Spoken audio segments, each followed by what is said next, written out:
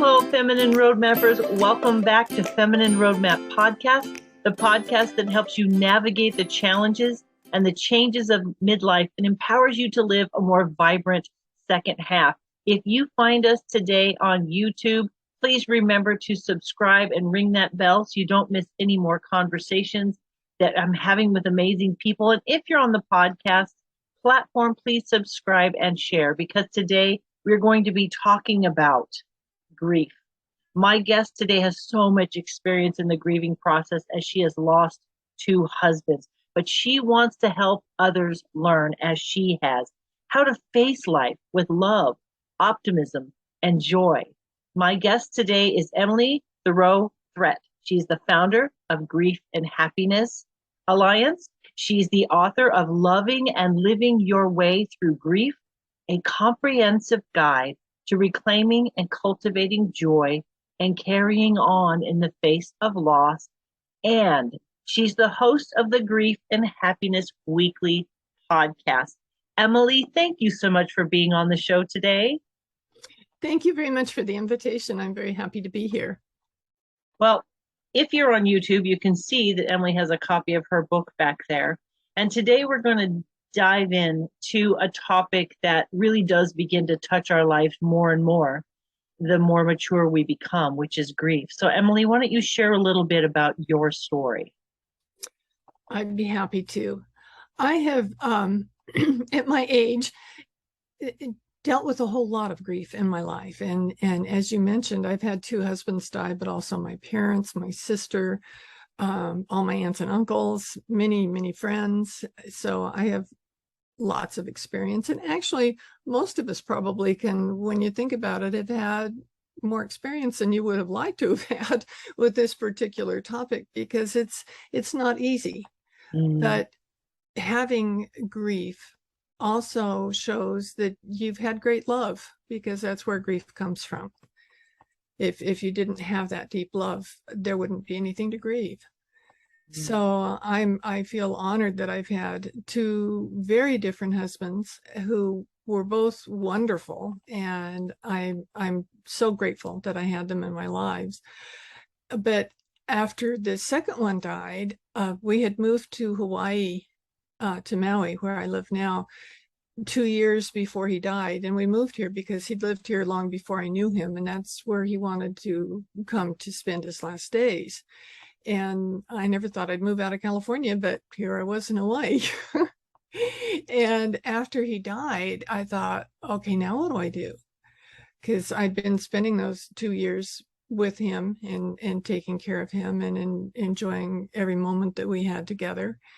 And I had met some people, my neighbors, who I now consider my ohana, which is Hawaiian for family, and some friends that he had before, when he lived here before. So I knew some people, but I didn't know a lot. And I just wasn't really sure what to do. Now, I'm a writer. I teach writing at the university online still, the university in California. And so writing comes very naturally to me. And I've written college textbooks, and I thought I should write. This would be something I could do. And I didn't set out to write a book. I just set out to write to help me. And I developed several writing practices that I did and I used, and they really were helping me. And I thought, if these are helping me this much, maybe it'd help others if I would teach others how to do these writing practices. And since I didn't know a lot of people, I thought, well, I'll just go on Meetup and see if I can find some people there. And I did. I posted something on Meetup, and I had a nice group of people show up at my house. And we formed a really tight group that met regularly. I was going to do it once a month. But once they started coming, they said, can't we come more often? So we were doing it every other week until the pandemic.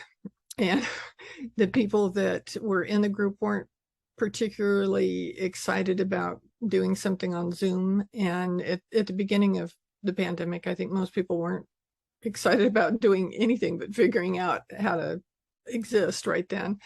So I had kind of a transition period there, and I thought, well, I'm just going to take this online and do what I can there. So I continued on there. And during this time, a friend of my husband died suddenly about 7 months after he died. And this friend was a lot younger than my husband. He called my husband Dad. They were really close.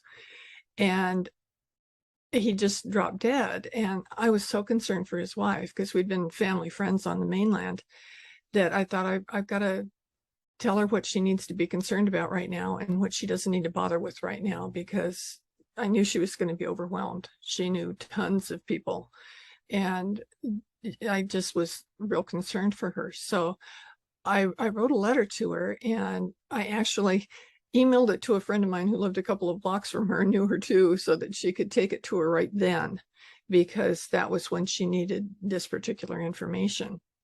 And she let me know later how much that helped her, that she was just amazed that nobody else talked to her about the things that I had in that letter, and that she really appreciated being able to think about those and know what to do in those circumstances. And I thought, I got to do more than this. So I decided every week for the first year after her husband died, I was going to send her a card in the mail. And I made the cards. I love taking pictures with my phone on Maui. There's always something beautiful to take a picture of. And I knew she loved Hawaii. So I made individual little cards that I ended up with 52 different Maui pictures on them, and then had something different to say to her every week. But before I started the project, I thought I better make sure that there's 52 different things I can say before I commit to this. So I sat down and made a list, and I did have 52 different things, and I was really happy with the list I made. And again, as a writer, I thought, this is an outline. And so that's where the book was born from. And so I got an agent and a publisher, and we made the book. And the book is different than most grief books. Most grief books tend to be memoirs. Mm-hmm. And that's very valuable for people to write. But I wanted to write something that was going to help people. So I divided it into chapters that each one is on a different subject, like each card was on a different subject. And then at the end of each chapter, I have something active that the person can do to help them deal with their grief. So it's almost like a workbook. That's amazing. Yeah, because we don't know what we don't know. That's right. Until we don't know it, right? And having that wisdom of someone who's been through and has thought into that process. Because I feel like when my father-in-law died suddenly, it dramatically changed our focus and what we needed to do to show up in the world. Mm-hmm. And I did not necessarily tap into how that grief was going to be impacting specific people. Like, I knew grief was going to be a part of it, but my personality went into, we have things we need to do. Mm-hmm. You know, and being the daughter-in-law, it was easier for me to clarify those things. But how helpful to have you break that down in a way that gives somewhere for a person's energy to focus, so that they're productive in the grieving process. Because there's the emotional side and there's a practical side. That's right. And you kind of focus on both?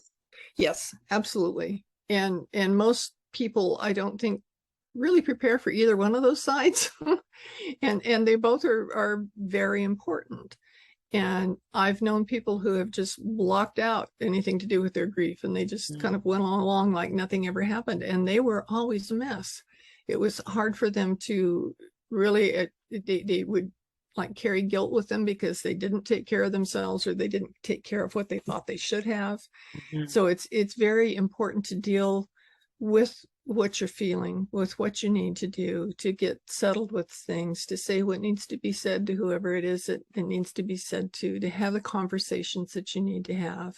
Mm-hmm. And it's really wonderful if you can do a lot of that, a lot of those things before someone dies, so that you're prepared. And that's another thing that people don't think about a whole lot. Yes, that idea of preparing the path so there's less stuff to deal with, right? Yeah. Getting things in order, if you will. Yeah, because you might, for instance, when you die, you might have something in mind for how you'd like things to be. And if you don't tell somebody, they're not going to know. And you might get up to the end of your life and think, oh, wow, it's not going to turn out the way I wanted it to. And it's too late to do anything else. Mm-hmm. So I always say what you need to say when it's time to say it. Don't hold back on it. Have those conversations, whatever the conversations are, and take good care of yourself in the process. That's so important. You know, I have irreverently joked that when I die, they better not sit around wearing black. I expect them to play my favorite music, eat my favorite foods, and tell the stories of the ridiculous things I've said and done. I want them to find the joy in the life that I live. Mm-hmm. You know, I do want them to miss me, but at the same time, I don't want that to be a sticking point. And I just posted something on my Instagram. No kidding. Somebody posted something that said, at my funeral, I want a friend to take my phone after the funeral and text everybody, thanks for coming. That's cool. And I was like, okay, who's going to be that friend for me? Like, Yeah. who's going to be the one? But, you know, grief does touch all of our lives, right? Mm-hmm. And if we can curate our own passing in the sense of how we want that to feel, we can't control everything, but I'm hearing what you're saying in terms of if we are thoughtful, we can make it, I guess, easier Mm-hmm. for those that are left behind. Yeah, that's really true. And those who are left behind might not want to hear it. I know I've tried a couple of times to have a conversation with my daughter about what I wanted to happen for me, because I know I don't want to be buried, and I've been looking at other alternatives, and she will not talk about it. She just not going to happen. So what I have decided to do is I'm going to do my homework and do my research and have it all laid out and just hand it to her and say, you can open this when I die if you want to, or we can talk about it now, however you want to do, but this is the way. And I just had a conversation a couple of days ago with a friend of mine who's created this wonderful course on ecology and what we need to do for our environment to be the best stewards of the earth. And one of the things we got to talking about for some reason was what to do with bodies, because we've traditionally for a long time everybody was buried, and people have come to believe that maybe that's not the wisest use of the soil, with putting people inside of concrete things, so that it's not like going back to the earth and like the original initial burials were. And so a lot of people have gone to cremation, and now there's so much about all the when somebody's cremated, all the carbon issues that go in the world are much more environmentally impactful than people who are buried. So a lot of other alternatives have come around, and they're really kind of cool to look at and think about and think, well, that's what I want to do. Like one of my friends died. She wasn't that old when she died, but she got pancreatic cancer, and she let everybody know before she died that she was going to become a tree. They were putting her at the base of a tree so that she could nourish that tree as it grew. And I just thought, wow, what a beautiful thing. You know, I'd much rather look at a tree than a headstone. I just think that's really nice. And here in Hawaii, there are ways to do burials at sea. There are ways to do natural burials where you can be put into something that's compostable, like a woven reed casket. They're really pretty, and they're very simple, and they're a whole lot less expensive than the regular ones, and be buried that way. You have to follow certain regulations. You can't just go out and do it in your backyard, but the regulations are there, so you can do that. And I just saw yesterday this interesting thing. It looked kind of like a big tray that was kind of the shape of a the baskets that they use in helicopters to pick people up in, that sort of a thing. And they had it was body shaped, and it had something over the top of it, and it said that this was what they would do for compostable burials, that they took them in that thing and put them where they could be composted, and put them with things that would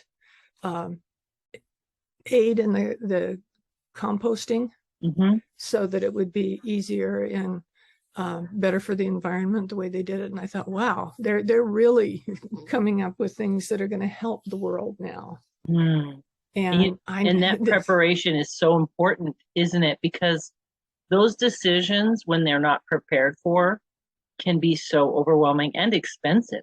Oh yeah, outrageously expensive, because they can, you can say, well, I only want the best for my loved one. And we had one good friend that was killed in a car accident with no conversations ahead of time or anything. And it wasn't married, didn't have children. He just had a bunch of friends with a bunch of different opinions about the way things were supposed to go. And a whole lot of the money from his estate that he had wanted to give to different charities and things went to all these fanciful things that I know that he wouldn't have wanted. But he didn't tell anybody in a way, didn't write it down in a way that we could say, here, this is what he wanted, and so this is what we're going to do.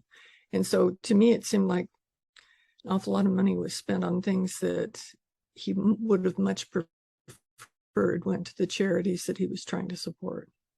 So as you're sharing this with me, I'm seeing in my mind two sides of grief.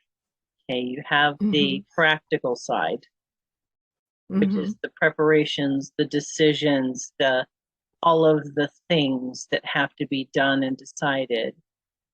But then there's this other side, and that is that personal journey that we each take through the emotions. Absolutely. And that is so, so important. And again, we don't prepare for it. And we have a thing in our society where when somebody's really sick, you'll have people come around and bring food and, see what they can do and all that sort of thing. And then once somebody dies, they just kind of all disappear. Yeah. And that's the usual, not the unusual circumstance, because they don't know how to deal with you. You don't get invited to places that you got invited to before. You can call and leave messages for people and they don't call back because they don't know what to say. And they're afraid often that they'll cry in front of you and that won't help you, where you wouldn't mind crying with somebody if it was just communication, to have something there. So we often find ourselves really in a lonely spot after someone dies that you're really close to. So for everybody who's thinking about somebody else who's going through that, reach out to them. Don't say, just let me know what I can do. Because two things happen. One, the person that's grieving isn't capable of calling you and saying, hey, bring me dinner. They just, it's beyond them. Or if they get to the point where they really need to, then people just, they don't return the phone calls that, you leave messages and they don't get back to you. We got to a point before Jacques died where it was back before they had food delivery like we have now. That's amazing, but they didn't have anything like that then. And we ran out of food at the house and I couldn't leave him by himself. And I couldn't get a hold of anybody who would either bring us food that I would pay for or come sit with him so I could go grocery shopping. And it was a serious problem. Now, that's not as serious now that you can have food delivered. But think about things like that. What would you want if you were in the situation of your friend who's dealing with this right now, and anticipate that? I just had a conversation with a friend yesterday who a friend of hers had a family member died and she wanted to do something. And she said, and I remembered what you told me. She said, I listened to her. I sat there for a long time and she just talked and I smiled and nodded my head and listened to her. didn't feel like I had to inject examples or do things like that, but I knew she just needed to be listened to. And I thought, oh, that just touched my heart, that people are realizing different ways that are really good to help someone else through the process. I think it triggers people possibly, if we are not good with our own emotions, that's a difficult thing to do. So there's so many layers to this emotional conversation. And I love that simplicity of, you know, what would you want? Now, some people would say, I want you to leave me alone, but maybe if they were really in that situation, that wouldn't exactly be what they would want. That's So right. I think there's probably some wisdom to how you show up. I know that I've talked to another person a couple of years ago, and they were talking about what not to say. I do that a lot because people ask me about that. So let's talk a little bit about what not to do. Okay. Number one, don't say, I'm sorry for your loss.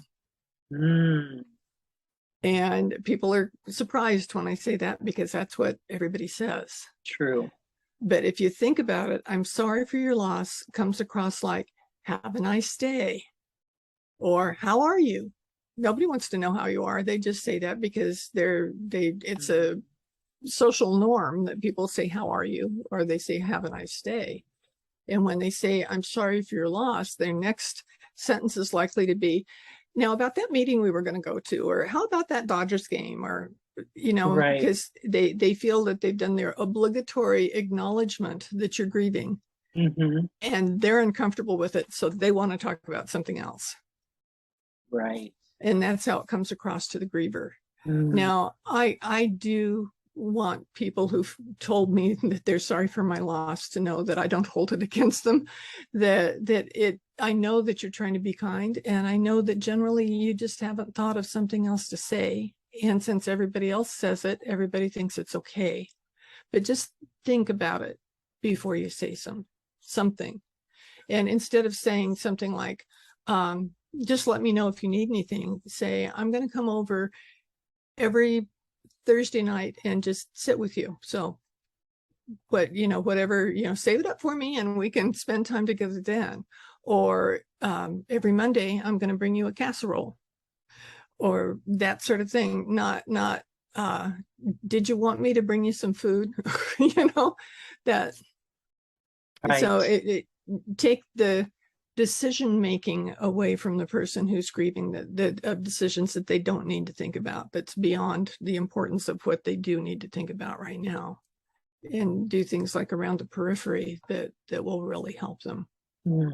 Like if you know that they love daffodils and it's daffodil season at the grocery store where you can get the little bunch for a couple $, you can get them a bunch every few days and just drop them off and say, here, I thought you'd like to see these.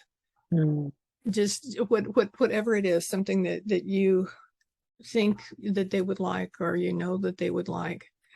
And the thing that I did with my friend with sending her a note every week, that ended up, I decided that I was going to do it for other people too once I did it for her. And I ended up, at one point I was sending out 7 cards every week.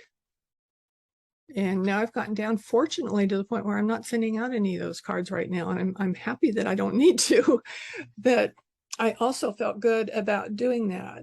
When my book came out, I had a online book, because it was during the pandemic, an online book launch kind of party thing. And I put together this little video of different people where they could say something about me or the book or something that we played as part of that. And one of the people that sent, I just contacted people and asked them to send things into me that I could put in this video. And the person who I sent those cards to, who I wrote them for, sat there and held up all the cards in her hands while she talked about it. And that just blew me away, that I had that much of an effect on her, that it had helped her so much. That you don't know when you're doing something, the power and the impact it's going to have on someone else. And as long as whatever you do with kindness and love, then it's okay, whatever it is, whatever you choose to do. Mm. So instead of thinking about what not to do, think about what, or say, think about what you can do or what you can say. It's just being in the moment with that person. Mm-hmm. You know, I I feel like sometimes grief is one of those difficult processes. And there's a lot of people, like you mentioned earlier, that haven't processed their own grief. And Mm-hmm. so these things that we say and do are safe Mm-hmm. because they're not going to tap into, or we're trying to protect ourselves against maybe our own feelings of grief and loss. And so I do feel like sometimes if someone in our life is grieving, there's a part of that we play in our own healing journey too. And if we're willing to lean into it a little bit, not that it's selfish, but it could also serve us to show up for someone else in their grieving process. Is that an accurate way of looking at Yeah, it? I think so. The whole thing is to be mindful of what's happening.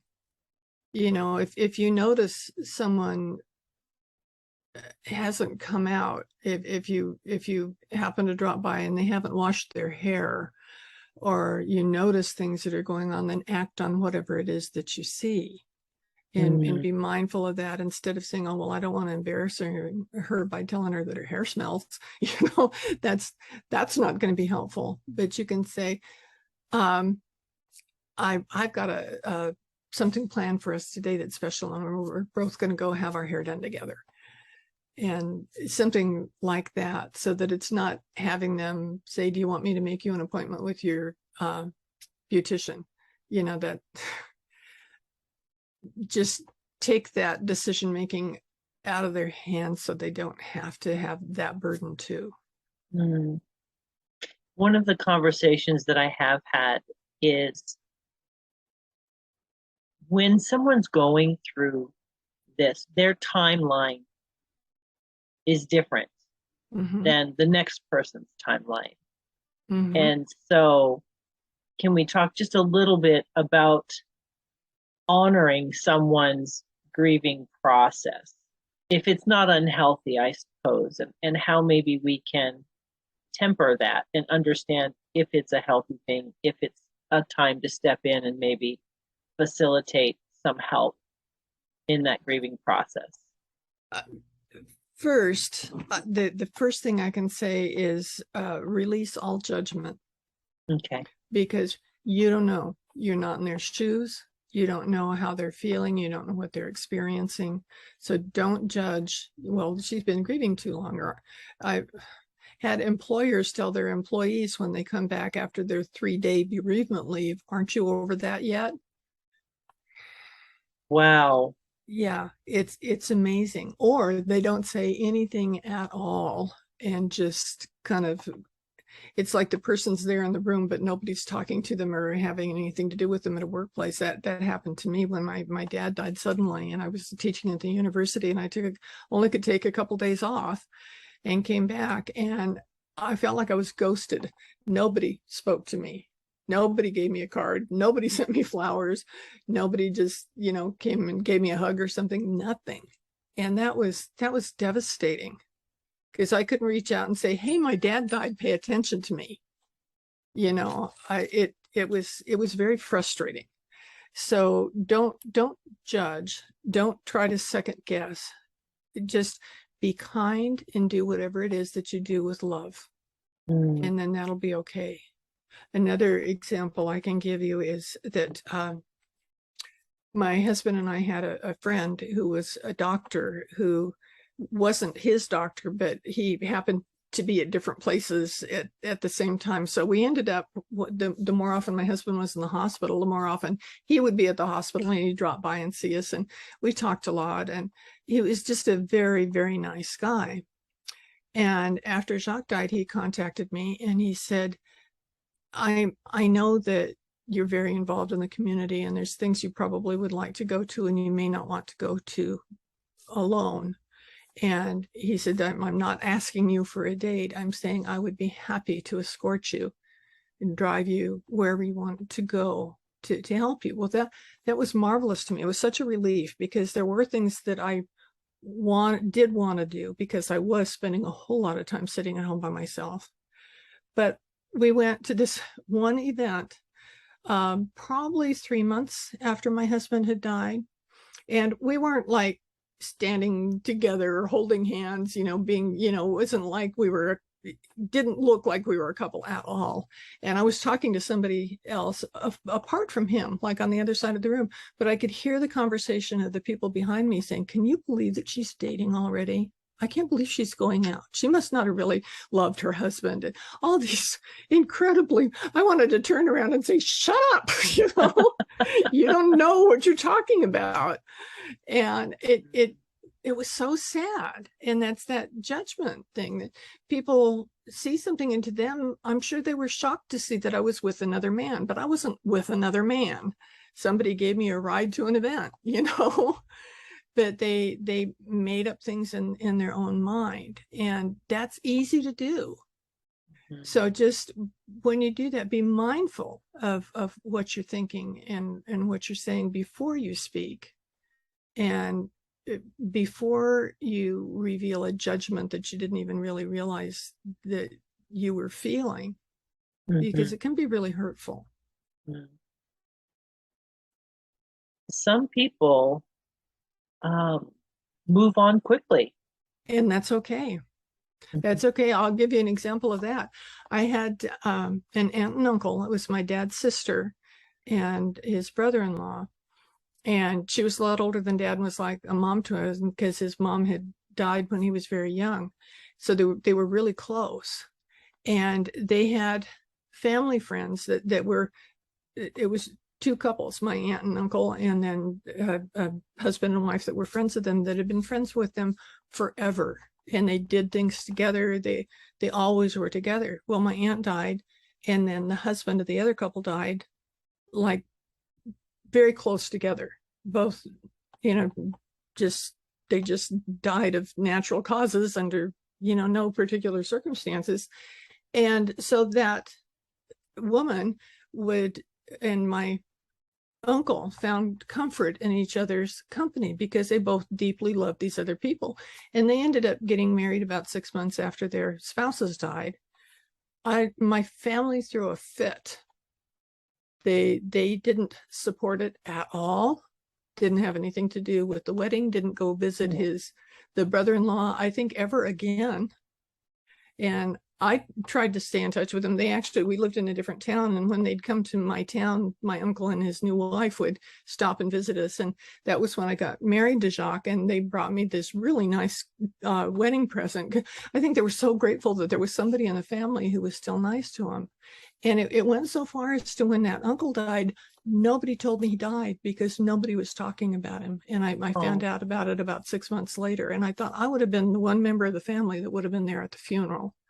And I was deprived of that, because the rest of the family had just cut him off, because he got on with his life too quickly, in their opinion. So that's a judging thing again. Don't judge people. If somebody wants to be with somebody and it brings them joy and happiness a month after somebody dies, that's okay.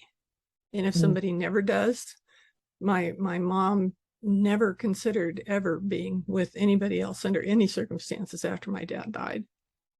And that was okay too.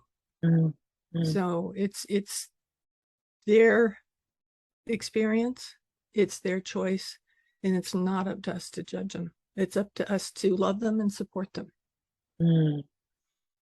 That's so sad. I do know of another situation where the grandmother died, the grandpa remarried, and the family just wouldn't acknowledge her. And I feel like that is a hang up in their grieving process. Like it's involved in the grieving. Mm-hmm. Like, if I can't let it go, you can't let it go. That's right. If I can't, if it's not okay, it's not okay. Mm-hmm. Blanketing the whole world to meet the expectation of our level of grief. And so it sounds like, maybe another way of saying it is respect the journey of grief that each person has, and be careful not to transpose your version or your definition of grief onto another person, because we are now causing more suffering. Mm-hmm.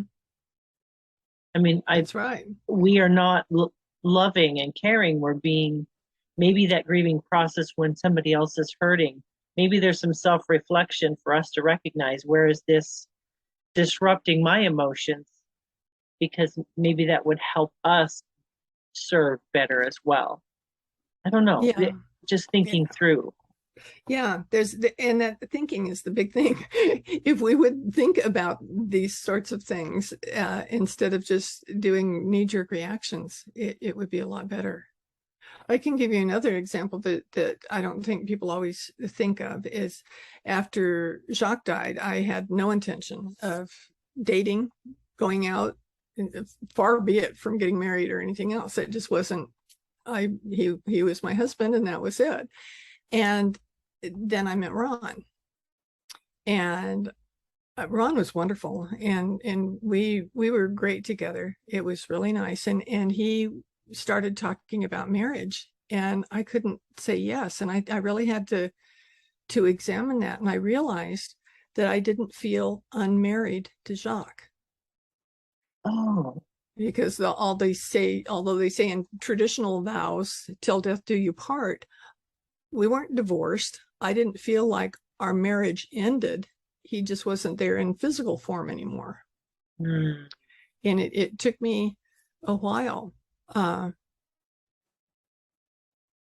to think of how many years, about 5 years, 4.5 years before I could say yes. And I realized, it's interesting how I realized it on December 26th, 2010, when I woke up, I was looking at the calendar, and I noticed that New Year's Day was going to be 1111.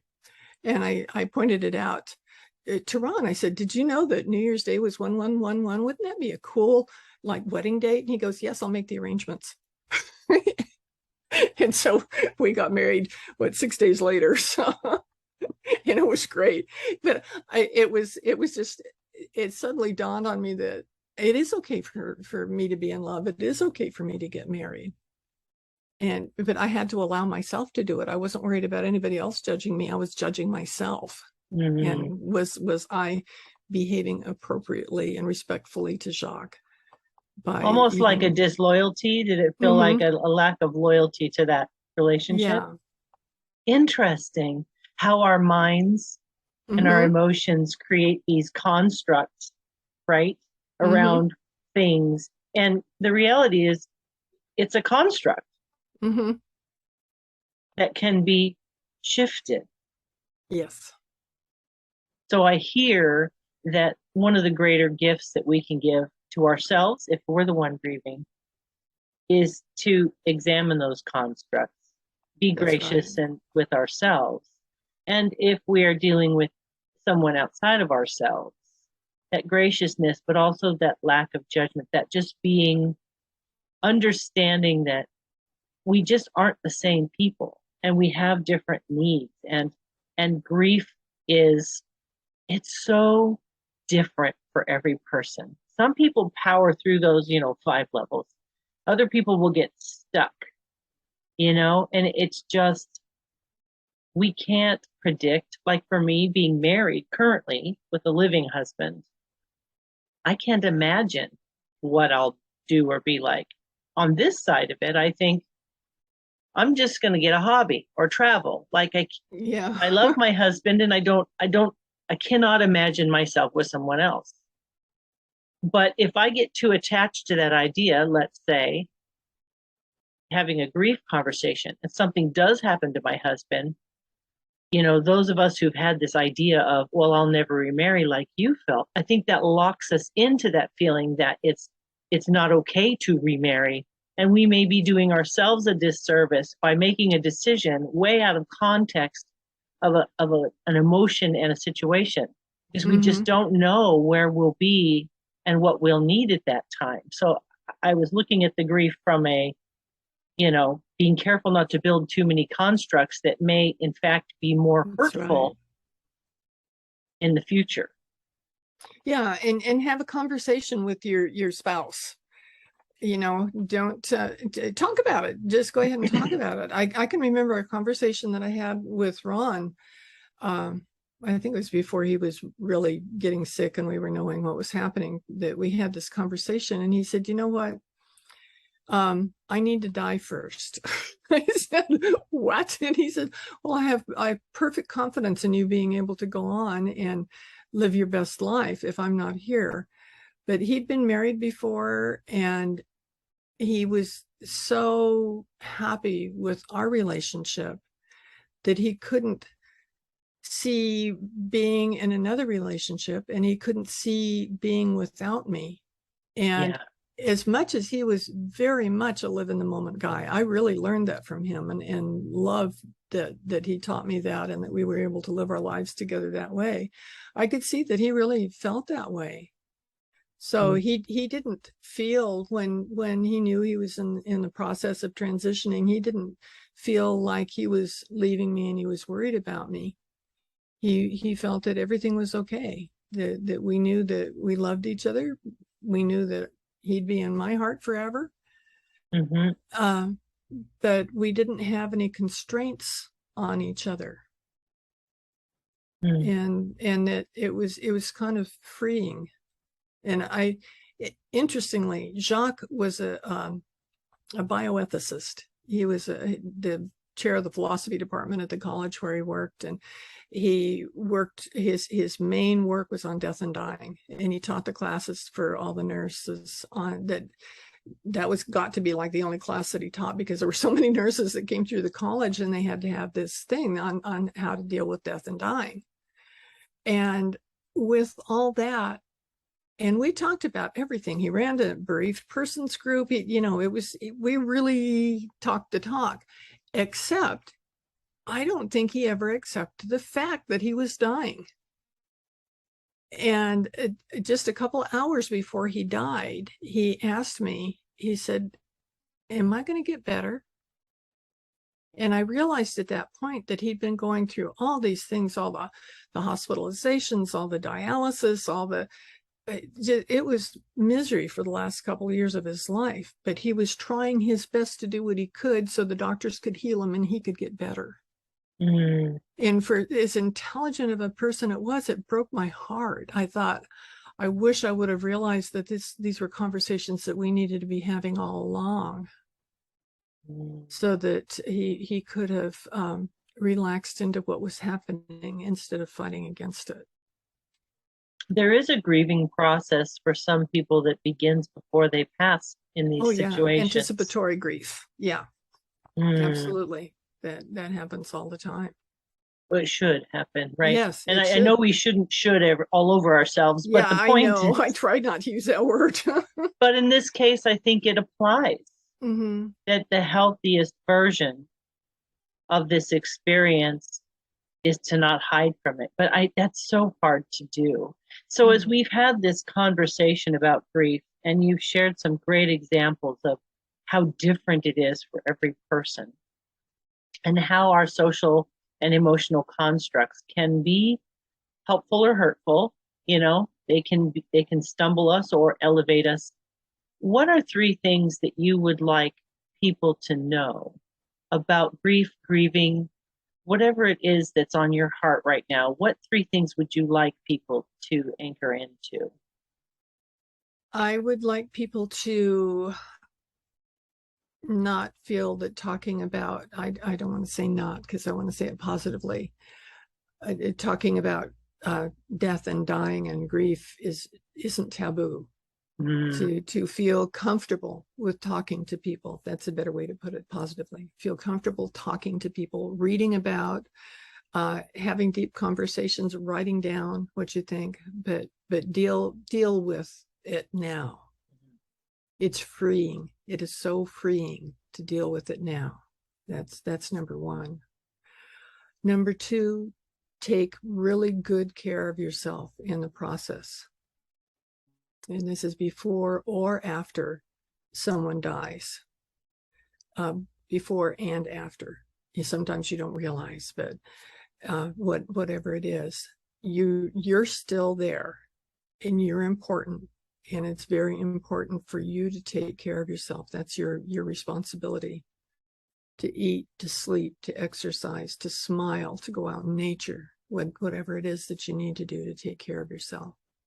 And number 3, and this is my really big point, and I work a lot around this, is that you can be happy and grieve at the same time. That is a paradoxical reality, isn't it?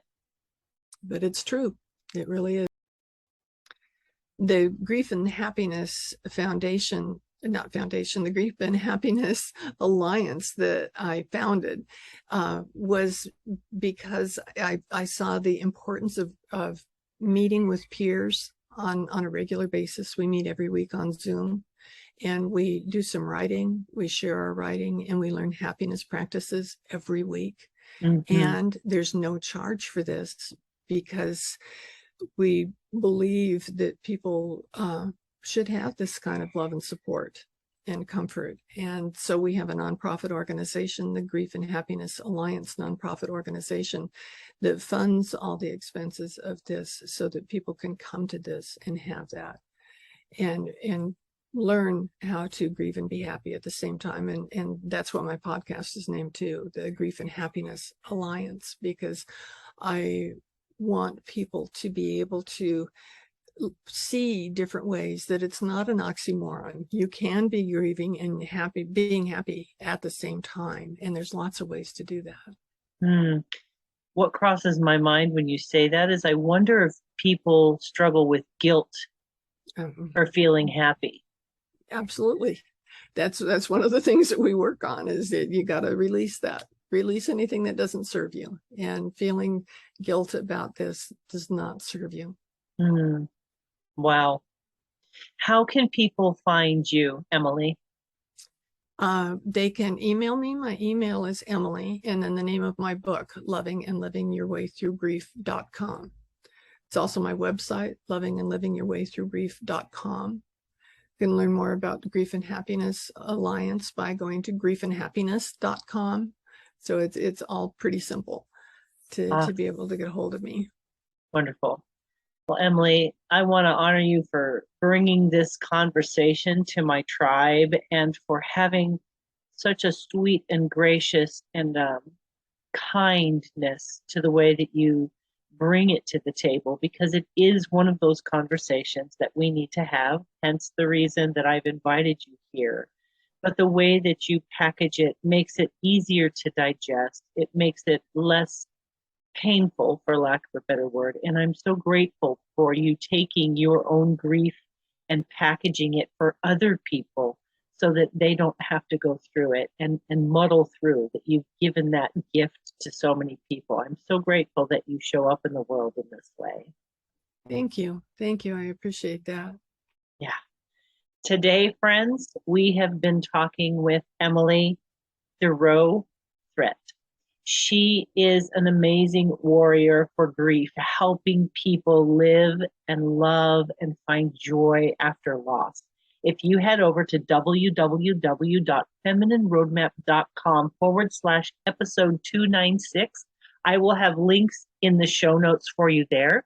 If you are here with us on YouTube, just look down below. Everything will be right there in the description for you. And please remember to subscribe and share. If you know someone that is going through grief, if you are going through grief, remember to extend grace, gentleness, compassion to yourself and to others. Remember that this is a journey that we will all take at some point, and that it can be a journey that includes happiness and joy. Remember that kind thought, that you can grieve and be happy at the same time. Allow yourself the journey as it comes. Trust the process that it is for you.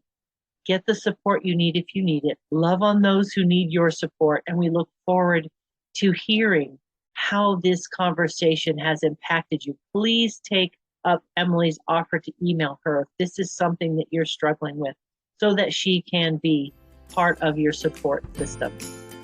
Thank you so much for joining us this week, my friends. I look forward to sharing more powerful conversations, strategies, and empowering women with you in the weeks to come. Take care, my friends. Bye-bye.